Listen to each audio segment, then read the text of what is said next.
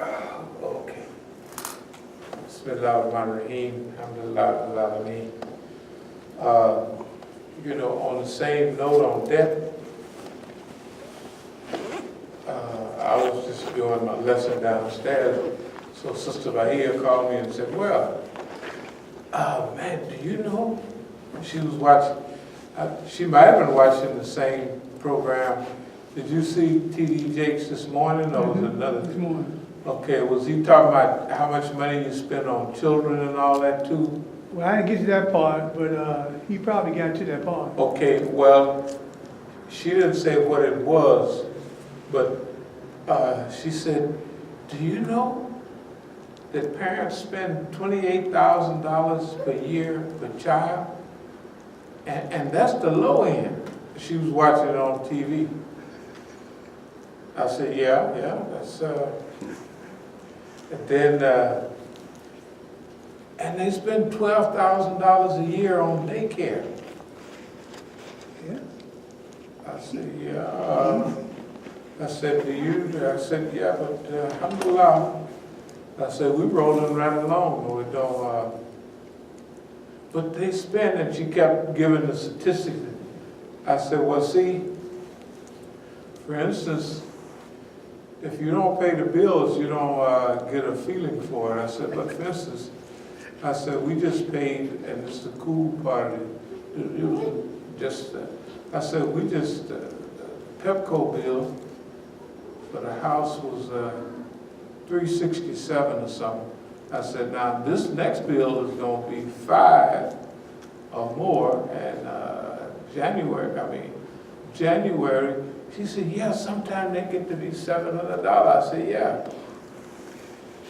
Okay, we don't use no gas, we use only electricity, so we don't pay no other bill except, you know, Pepco, because we don't use no gas. So anyway, I said, see, I said, you know, plus, not only that, I said, we kind of a blessed community. I said, you know, when we would do the school, we had to make payroll every week. I said, plus all the other little extras. I said, you know, that adds up. I said, for 10 years, that adds up to just basically $4,000 a month. I said, plus, this, of course, I had a job back in 1966, but that don't have nothing to do with, I said, then you add in all the other little particulars. I said, Oakland, I said, you know, Mukhtar said that, Imam Musa, you're using the resources of the community. I said, resources of the community? That's when I stopped even discussing anything. I said, you're not interested in, you just make an accusation. You just want to cause some fitna. I said, first of all, I was telling, I said, you know, when I was at Oakland, I said, well, you can look on our old As-Sabiqun. I said, we went out to Oakland and paid $50,000 cash on the taxes. I said, they never paid no taxes out there. I said, that's on the Masjid. I said, forget about the trash they left around on all that property. The fines. And the fines. I said, the fines. I said, when he was talking about using the our funds to pay, you know, off a personal tax on my house, I said, my dear family, I said, if you were to look at, I said, first of all, my dear family, they weren't trying to cheat me or nothing, but they didn't pay no taxes on our house, and, you know, and I own most of it, you know, from inheritance, you know, nieces, nephews, all that. I said, they went 5 years without paying no taxes. And then, and it was Section 8, so they was getting all those checks. They never called me or nothing. I never cared, this family stuff, they can do what they want. I said, and they did what they want. I said, then they got a notice that said, you're gonna have to pay up such and such amount, or they're gonna sell the property. You know, it was 25,000 something. So at that time, they signed the property over to me 100%. It was mostly mine already. So they signed it over to me, plus that was at the time of that real bad property dip. Oh, I mean, the property had went from $500,000 to 500,000 down to around 100,000. It was bad in Oakland. So then, they signed it over to me with the tax thing. Now, they didn't got all the money out of it. They didn't suck all the, they have paid a single tax. So were you the Titanic? They gave it to me, but I said, I like a good old uncle. I said, okay, no problem. I said, I said, $25,000. So I paid the $25,000, you know, okay. Now, since that time, the dummy don't realize that any money I got from my property, I put it in the masjid. Right. And all the books and everything, and those Negroes, I took them $40,000 worth of oil, something like that, 10,000 worth of oil. I just, you know, just drove out there. The van was full. The stage was full of fragrance, top quality fragrance. Some of that fragrance from Pakistan, you know, that good smelling. It's just worth boodles of money. And they never made a dime. I don't know what they did. They might have went outside and poured it out. Books, we bought 8th Street, the original Masjid, the lot next to it, and all down the street. We bought all that off selling books, you know. Now, I had to pay for the books, do all the orders. Every time I did an order for D.C., I did an order for Oakland. So they got books too. I don't know what they must have just burned them up. Now, I found some of them sitting in one of our properties across the street, right under where there was a hole in the roof, and the water came down and spoiled, let's say, $30,000, $40,000 worth of books. Now, the school out there, nice school, I don't know how much money they made. Yeah.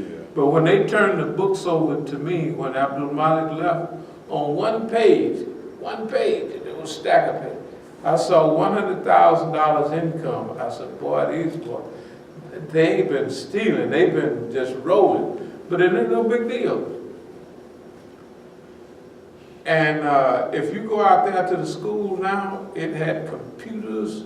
We had over $20,000 in tools. You know, rake shovels, automatic saws, all that. The stuff that we do by hand here, they would buy automatic stuff and just lift you up to the top. They didn't do no, you know, that's the way they are. They went to school and they didn't know how to do no work. So everything was automatic. They paid $20,000 or more for a concrete slab in the back. Now, you know how we do. We got concrete slab out there. They would have paid $15,000 for that. And all it is a little work, put up the borders. And I did half of it at night where you couldn't see, you know, but it's level. You got a few little ridges, but it's a basket, it's okay. They got one just like that out there. It's twice as big. They paid $20,000 for it. You know what the people did? They drove back the big truck in there, put ridges around it, leveled it off. They probably did 2 loads of concrete. That's about $700, $800 at that time, maybe $800. And they charged them $20,000 to level it off, and that's what they did. Okay, but money out there, okay, we paid $50,000 in taxes. Another fine from debris and what have you, from their time, that was $24,000. That's all recently, you know, last few years, when all that fitness going on, and I'm just paying it out. So I'm telling Sister Bahia, I said, we're a miracle community. I said, plus, I said, just think about it. Last year, this time they gave our money in our bank account to them. They can't do it, it's illegal, we'll sue them when we get ready. So that's $100,000 cash. They closed out our accounts because he had a piece of paper that he wrote out himself, and the bank knew it was wrong, and everybody else knew it's wrong. But we said, okay. I said, we're doing fine. But how can they live and they pay $24,000, they pay $12,000 for daycare? I said, yeah, $12,000 daycare, okay, if there's $1,000 a month, $250 a month. I said, that's a low-level daycare. I said, people pay $250 on that. A week. A week. Yeah, they did. I said, so when we was doing treating people nice, I said, we at private school, I said, our school, I said, $4,000 a month, 10 years, that's $400,000. That's a lot of money. I said, the Negro talking about we stole money from him. I said, now every dime of that money came from us. I said, don't you remember when I'd come from overseas? I'd have $40,000 with me. I'd have this, that, and other. I said, nobody never came from Oakland and gave us a dime. I said, in fact, we go out there and we take money, $50,000 for this $50,000. And you don't have no work now. You know the kind of money we have. When we go out and do our piracy, you notice how happy, oh man, shoot, y'all knocked over by 3,500 out there. We got 25 over here, and we be happy as we can be. One of the brothers used to be here. He was living over there at the Masjid for free with cable, and he got a couple $100 a week. And so year before that, 3 years ago, when we raised $7,000, he was down there washing some of the dishes. He said, man, during Ramadan, right after Eid, man, I got to have, I want to talk to you. I got to have, how happy I make the amount announced $7,000 we on the road.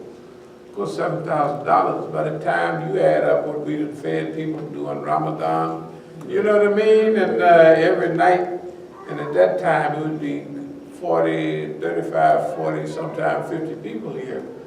And the people don't add up, and you doing gourmet food. You ain't doing no, like everything you do, you add like something that calls for $5 worth of vegetables chopped up in it. You may put $25 of vegetables. You know what I mean? Just little stuff. All that adds up. And every night, I say, yeah, man, ain't nothing we can do. I said, do you know how much it costs? I said, you washing them pans.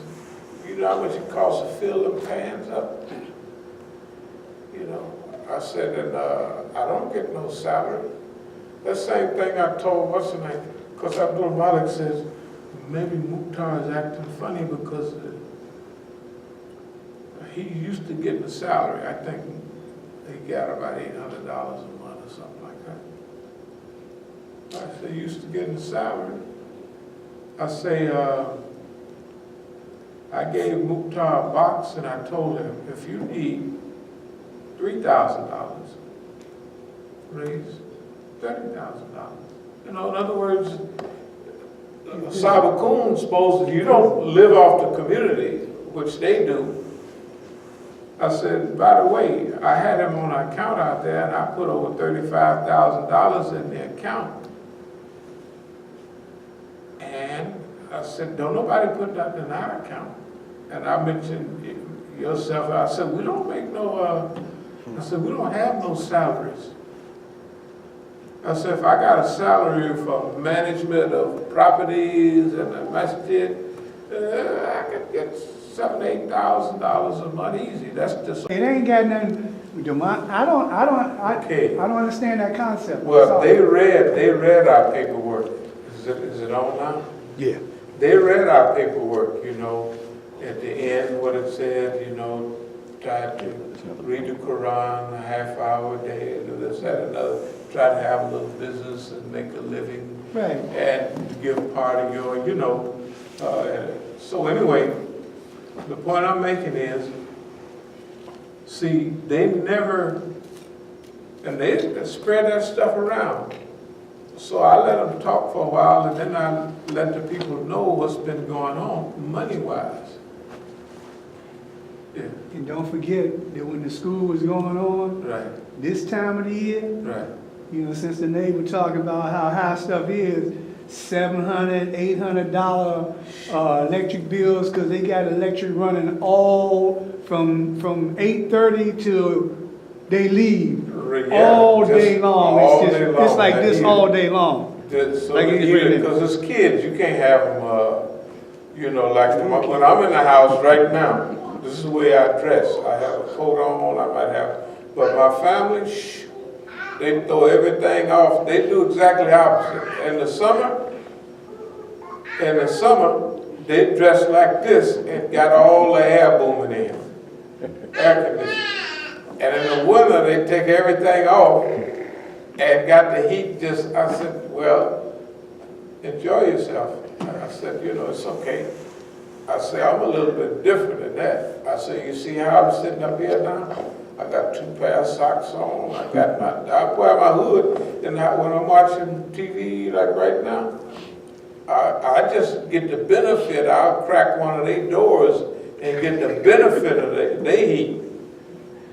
You know, I mean, because anyway, but the point is, if you don't pay the bills, you don't have no idea. The kids, boy, that like you say, man, that heater down there, that big one, the second to the big, that boy crank out the big one's on now is 25 tons, or 15 tons. The other one is 10. And that boy would crank, like you say, from 8:30 to 4:30, 5 o'clock, all the time. Tell about your sons, man. When you talk about your sons, man, Oh, yeah. how when you had to take care of them and they had to take care of themselves? Shoot, man, them boys, they be, you know how the kids turn on all the lights, everything will come on, they turn it on. That's when you paying the bill. You go by their house now and the lights is all out, anybody home? Yeah, come on in. They don't have nothing on because they pay the bills. They are only the essentials. The refrigerator is running, and then they turn on the TV and maybe you can get a little light. They might turn on a light when you go in that room, but they ain't gonna be sitting there. That's because if people don't pay for things. Now, part of the conversation was like this too this morning. I really don't know how people live. That came up. I said, they're probably in big debt. They gotta be in debt. Everybody's in debt. I said, you know, see, it's different like for us. I said, you know, when we used to, I didn't mention it today, but I mentioned it before. I say, when we had the little masjid around the corner, remember, we stayed upstairs. I said, now I have, when you wanted to buy that pretty little baby, what they call them little sleeping things that got a little bassinet. That's what the little things sit by the bed and put the little baby in. I said, now I sold books. I said, you remember where I put a pad in the box that I sell books for Zakina, and I put it in the box. She was talking about how terrible that was. I said, hell, she don't know what she is. You know, she's a baby, and she don't know whether she's in a damn box. And we got a beautiful picture, you know, big snow up there, and I got a rope on the box. Sakina's in there with her all bundled up. We having a wonderful time. But I wouldn't buy her no sled. That's why I buy a sled. I put her in a box. She's grinning from here. Look at her picture. She's grinning from ear to ear. And Daddy's pulling her down the hill and up the hill in a box. And we bought that doggone pretty little baby thing, whatever they call it, baby bed, for little bitty babies. And she slept in it at least twice. You know, at least twice. But the American people are basically crazy. Spoiled too.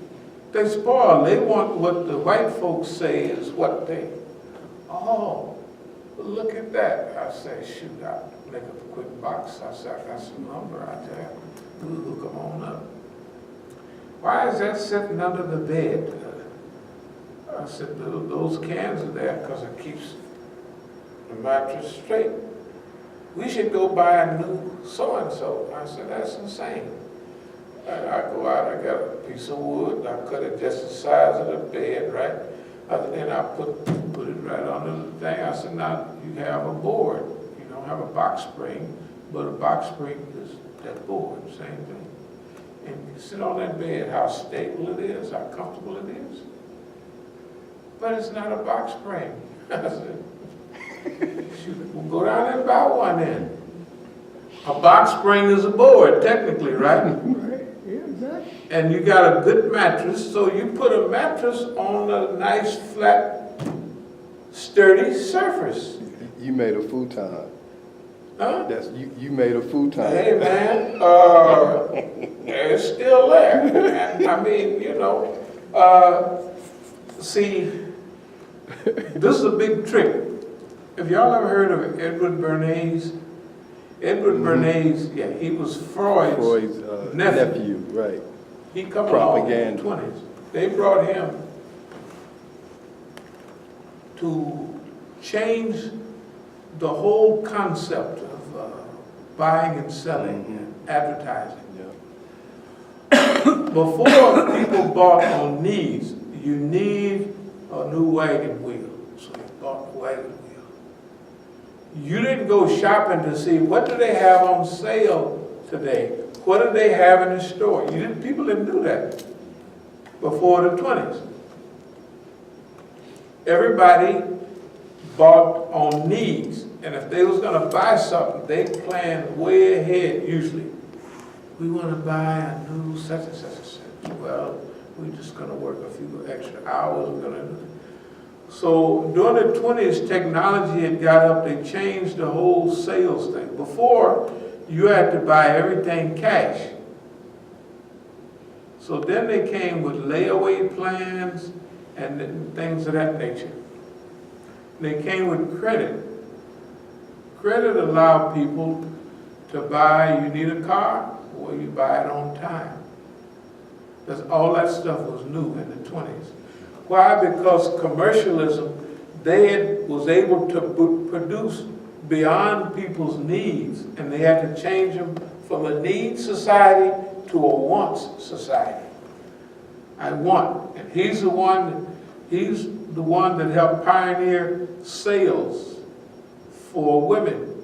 You remember the Virginia Slims advertisement? You come a long way, baby. You know what I mean? That stuff, that's in the 70s.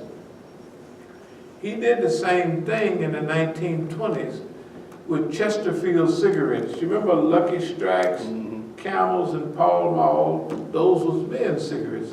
Chesterfield was women's cigarettes.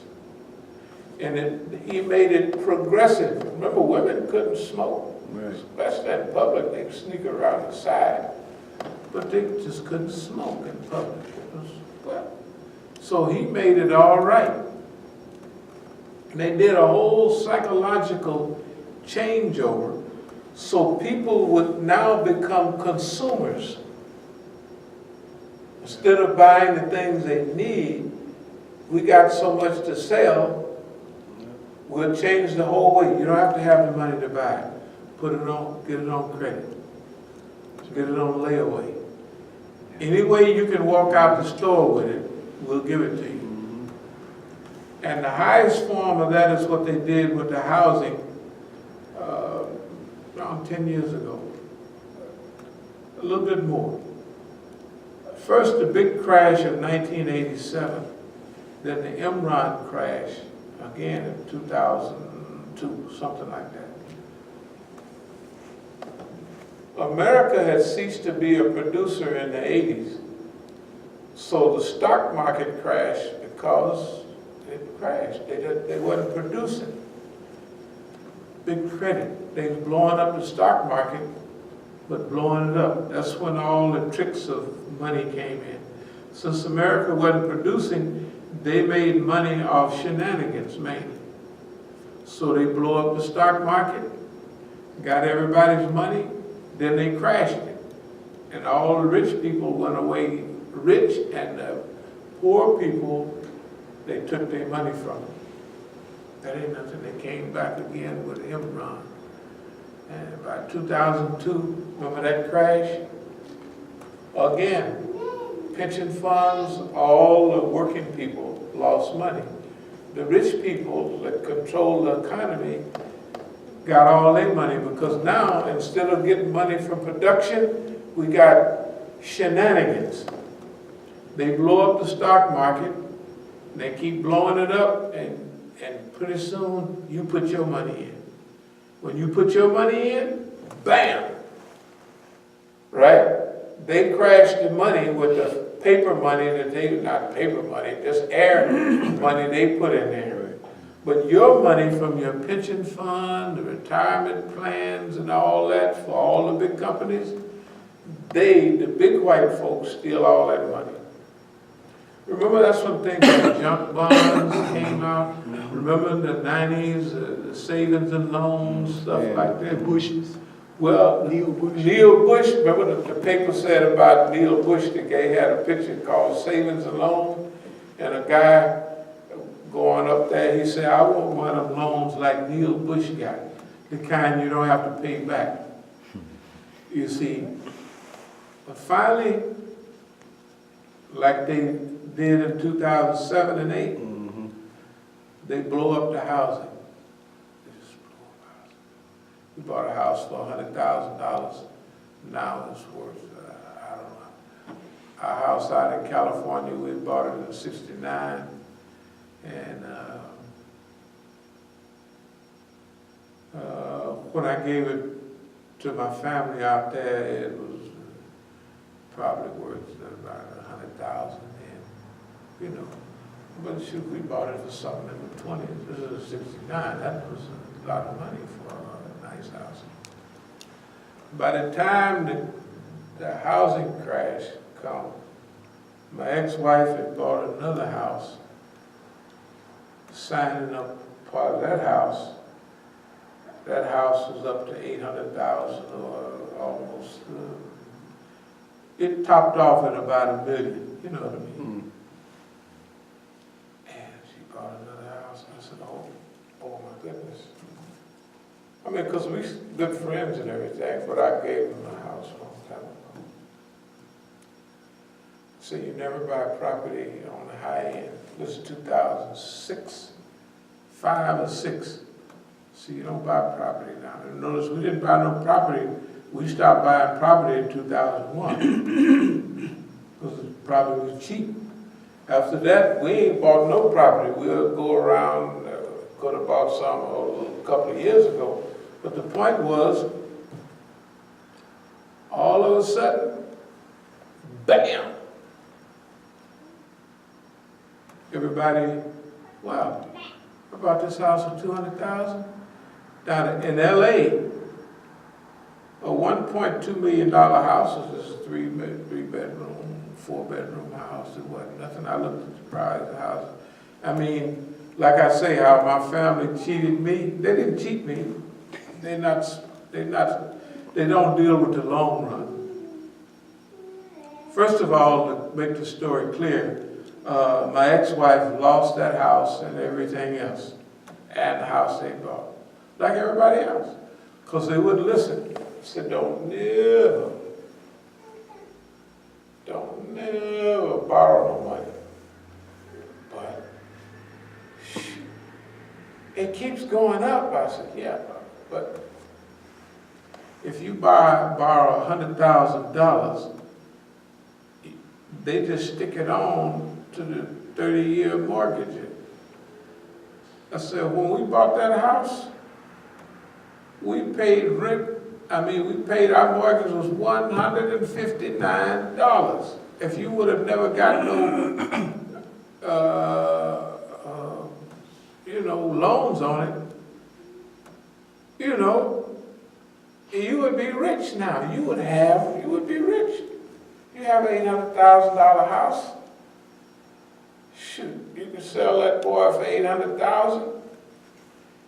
We go around and find you a nice little fixer-upper for $100,000. Put $20,000 in it. You have a nice house for yourself because the kids are gone and everything, and you'll own that. And pretty soon, that's going to be worth $400,000 or $500,000 the way California stuff goes. But the people all over America did the same thing. Housing boom, houses. The white folks are doing that, blowing up the people's property value. So, hey, how about I get a new Mercedes?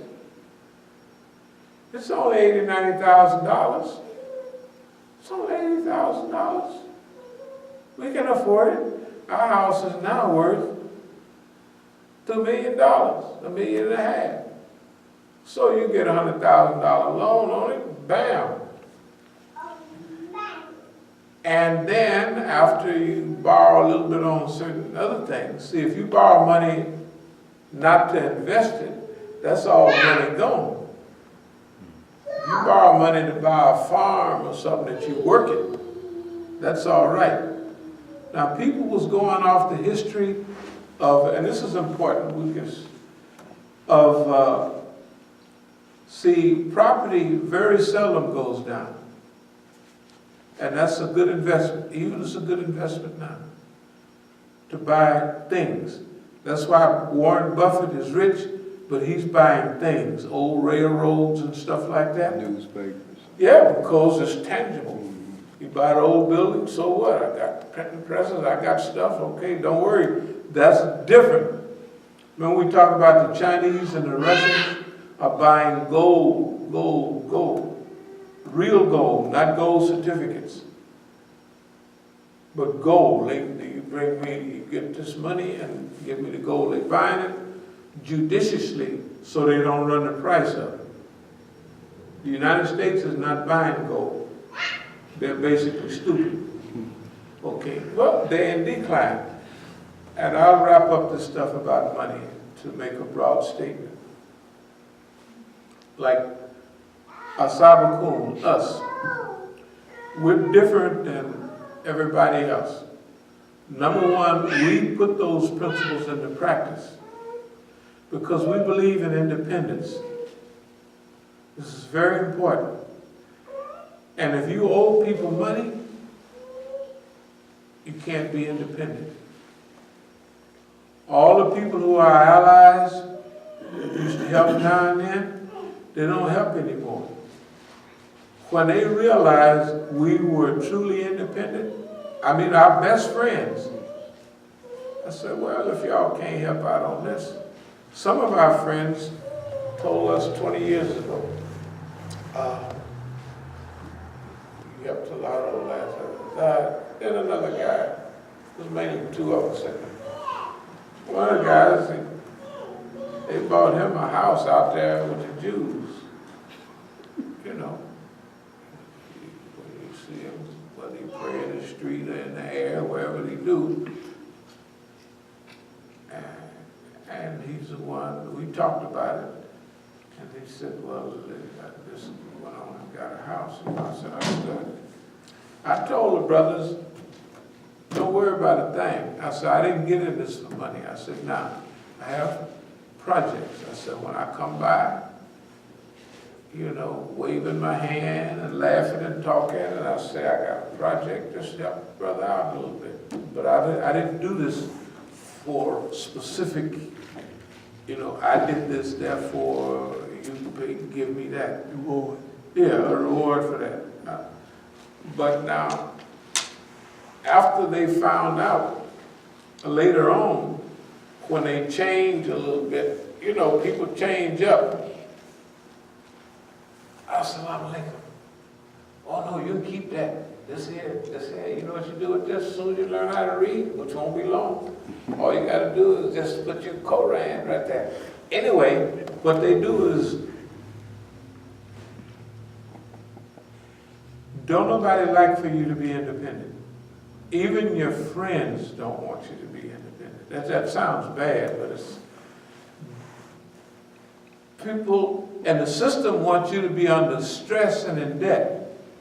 And why don't they want us to be independent? Because an independent, you might do what you want to do. That's, you know, oh, thank you. You know, that's why Fidel had so much problems. You know, in fact, everybody ought to watch on Netflix. They got Cuba Libre, Free Cuba. It's an 8-part series, 1-hour series. I've been watching them for the last couple of days. And I've been knowing all the history. But one thing that I didn't know in detail is a lot of the historical stuff about Fidel himself, about, what you got there? Let me see. Oh, that's for the other people. They put that in their hand. Huh? You don't need that, because that ain't, no. You can keep it though. You might just pull it like this. See if you can pull it. Hey, look, me pull it. All right, Allah. So, you know, Fidel, you want to give a little talk. You know, the kids, the last generation, they used to snatch this and give talks, and couldn't even give no talks. Remember those days? I couldn't even talk. They grabbed it, snatched the phone, the microphone, not to change the subject. That's because they was paying attention. When you was talking, they like that microphone more. Yeah, they like that. But anyway, this thing about debt and independence. One thing I've realized about Fidel, and I've been looking at it all the time. We talk about psychological guerrilla warfare, that we're the ones doing it first. When he was in Sierra Madre, he did psychological warfare. He did psychological guerrilla warfare and physical guerrilla warfare. Because when he came back to Cuba, Fidel lost every battle and won the war. When they came back from exile, when they first tried to knock over the people in 52, he went to the penitentiary. Luckily, he was married to one of the minister's daughter, and they didn't kill him. Well, they sent him to the penitentiary, and then Batista let him out after a couple of years, 18 months.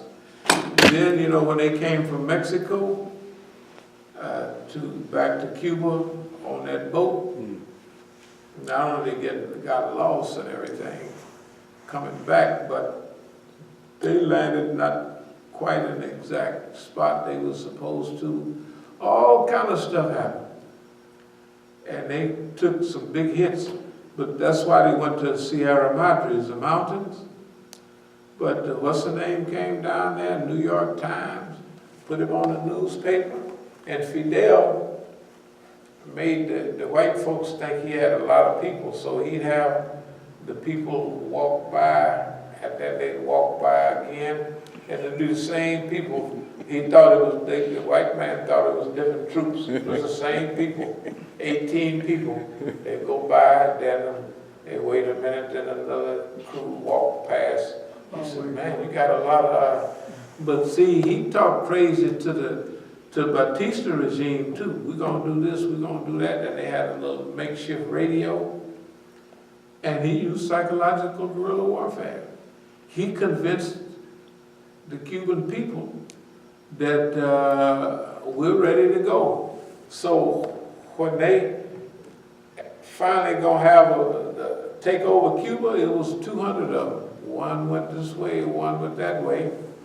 And the propaganda was so good, the army just surrendered. They surrendered in Havana and Santiago, all the big cities, they just surrendered. Wow. Because Fidel is coming. Ya viene Fidel. By the way, Ted Cruz, the senator, Right. and Rubio Right. are Batista people. Right. Yeah, of course. They like Batista, you know. That's why they ain't like Fidel. They ain't anybody running that all through the news today. Right. Batista people, the dictator, the murderer, you know. Murderer, yeah. Well, see, the thing about it though, Fidel, he got it changed. His father got it. His father was a Spaniard, a poor Spaniard. He came over, worked real hard, and he got big in the, you know, sugar cane stuff. And but his father didn't divorce his mother because they was Catholics, but they kind of stopped living together. And Fidel lived at the other house with the workers. Fidel and his brother them. And Fidel lived with Negroes because 60% of Cuba is either 100% a high percentage of blacks. You don't hardly see that unless you look at the Cuban people. You wouldn't know all the music, all of that is black people. And the army, black people, all of that. So anyway, it was good to watch why Fidel had such a serious independent streak. That I'm not going to be buckling to you Yankees. It's because they fought the Spanish to be independent. And then they had 4 revolutions, not one. Then in 1901 and all that, they had another, but they had an amendment to the U.S. could run the place, they could come back if they wanted, and they did. So they got a strong independent streak. The thing about independence is that you can deal with the truth. Now remember, and we dealing with that all the time. It goes like this. We study all those revolutions because, like, we'll go through the same changes that they did in Cuba, Russia, and everywhere else. After the revolution, there's always a big war and people kill each other. And Fidel got rid of a lot of his friends and people was with him, which we don't want to have no part of things like that. So we have to plan ahead. That's why we into this kindness, optimism, and humor. Because, see, we're in the transition period now. Before every revolution, people are going fast toward the dunya and materialism. The rich are getting richer, and the poor are getting poorer. That's what's happening in the United States now. The 1%, and they say it, the 1%. And the people that are rich, the richer you are, the more money you're making. The poorer you are, the farther you're going behind. If you was middle class 20 years ago, you lower middle class now. Because where you was making, people in 1980 and auto plants and stuff was making $20 and $22 an hour then. People tell me that $22 an hour is a pretty good salary. Now, is it? I don't know. It should be the minimum wage. $20 an hour should be the minimum wage. Should be the minimum wage. Because then you can do something with that. You can, you can take care of rent instead of that $15 an hour stuff. Nah. Okay, but in those days, I remember when I had a job, I think we made about $5,000. We brought home about $5,000 a year. Okay, average $100 a week or something like that. Okay, you brought home $100 a week, but your rent was $100 or maybe $110 for a 2-bedroom in California, wall-to-wall carpet. Yeah, 1/4 of your, 1/4 Yeah, of your 1/4 salary. of your now is 1/2 or more. Yeah, almost 3/4. Sometimes all. Okay, now, that's why we're different than other people. One of our next stages is the property that we have. We're gonna build it up and use it properly. Right now, we're barely using our property. Every time we get to do something, they come and pull, but we keep the property. We pay the taxes.